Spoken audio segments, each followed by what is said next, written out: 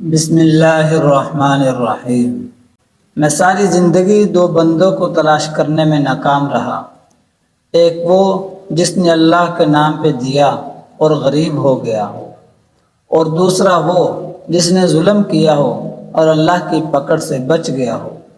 تعریف کرنا اور کروانا بھی ایک قسم کا شرک ہے، کیونکہ سب تعریفوں کا مالک اللہ ہے اور سب تعریفیں اسی کے لیے ہیں۔ توبہ کرنا آسان ہے لیکن گناہ چھوڑنا مشکل ہے۔ میں آج تک اپنی خاموشی پر نہیں پچھتایا، جب بھی پچھتایا اپنے بول پر پچھتایا۔ عاجزی میں کامیابی، تکبر میں ناکامی، سچ میں خوشی، جھوٹ میں پریشانی، صبر میں برکت، غصے میں نقصان، گناہ میں بیماری اور استغفار میں شفا ہے۔ جب اللہ تعالیٰ تجھ پر مہربان ہے تو تو بھی اس کے بندوں پر مہربان ہو جا۔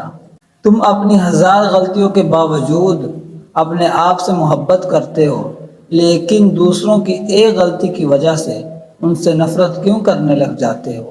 یا تو خود غلطیاں کرنا چھوڑ دو یا دوسروں کو معاف کرنا سیکھ لو۔ آپ کے اخلاق کی قدر بھی لوگ اس وقت کریں گے جب آپ کے پاس دولت اور طاقت ہو۔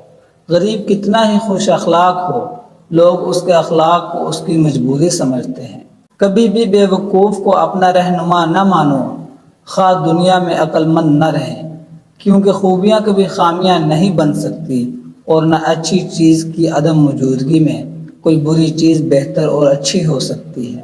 کوئی شخص روزی اپنی لیاقت اور اپنی طاقت سے نہیں حاصل کرتا، اللہ سب کا رازق ہے۔ انسان کو جتنا لگاؤ رزق سے ہے، اگر اتنا لگاؤ رزق دینے والے سے ہوتا تو اس کا مقام فرشتوں سے بڑھ کر ہو جاتا۔ اللہ کے دوستوں کی اندھیری رات بھی روز روشن کی طرح چمکتی ہے۔ کسی کو دینے میں جو بات ہے وہ کسی سے لینے میں نہیں۔ اگر چڑیوں میں اتحاد ہو جائے تو وہ شیر کی کھال اتار سکتی ہیں۔ روئے زمین پر اکثریت میں ایسے لوگ ہیں جو دکھ، تکلیف، اذیت، فریب اور دھوکہ تو انسان کو دیتے ہیں اور معافی اللہ سے مانگتے ہیں۔ اچھی عادات کی مالکہ، نیک اور پاک دامن عورت اگر فقیر کے گھر میں بھی ہو تو اسے بادشاہ بنا دیتی ہے۔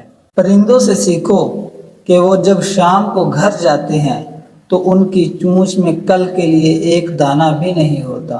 آدمی کے جھوٹا ہونے کے لیے اتنا ہی کافی ہے کہ وہ ہر سنی سنائی بات پر یقین کر لے۔